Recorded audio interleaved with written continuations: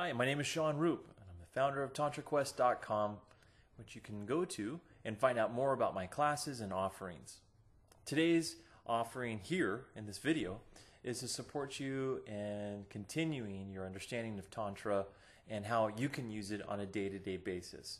So today's question is actually submitted to someone, and this is from Charles in Dallas, Texas. Charles asks, I am a single man and I'm looking to find more relationships that are tantric based. What are any suggestions that you might have? Well, Charles, thanks for the question, by the way. It's a fantastic one. The main kind of a perception around Tantra is that it's a relationship skill building wisdom, and many people use Tantra to support them in finding relationships that they want. But I'm going to caution that path for just a moment, and I will answer your question as to what you're really looking for, because I can hear what you're asking.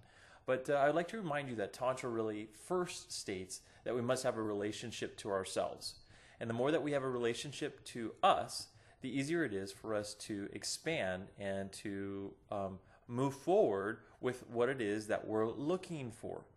So what I would say is that first, have a relationship to yourself. Now, if you're in the San Diego area, I would advise that you attend one of my upcoming classes, which is just happens to be that it's coming up on the 19th, Monday the 19th, and that is called An Affair to Remember. And An Affair to Remember, deepening the relationship to self, is basically like being really involved in the deepest relationship you can possibly have in this life, and that is to you. All right. So what happens is that if we fill ourselves up because we're so involved with ourselves, our excess draws forward others, and that's a real important part to this. So it would be wrong of me to answer your question without saying the first part about having a really dynamic tantric relationship is having a really powerful relationship to yourself. And the more that you can do that, the easier it is to find those that you want to connect with. Okay. Now the fun part, the good news is that there actually is a lot of people who are interested in expanding and exploring in Tantra, although they just don't know what that means. So the first thing is really understanding what parts of Tantra do you want to explore. Do you want to explore communication, emotionality, all of it, sexuality, yoga, chanting? What is it that you want to explore? And the deeper that you understand that, and the more that you can get clear about that, the easier it is to find. Because if you just sit there and say, I want a tantric partner, the problem is like I've said in some of the other videos, is that Tantra has 100 different paths, thousands of different paths, and they're all correct. Now, I outlined in my prior video paths of Tantra, 3 main paths, but you have to understand those. There's so many offshoots that come off those. And so it's good for you instead to use the code word Tantra.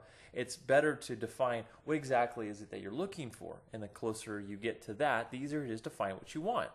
And of course, being from Tantra Quest's perspective and my perspective is that I'll support you in whatever you're looking for, and I do support you in finding the partner that you'd like.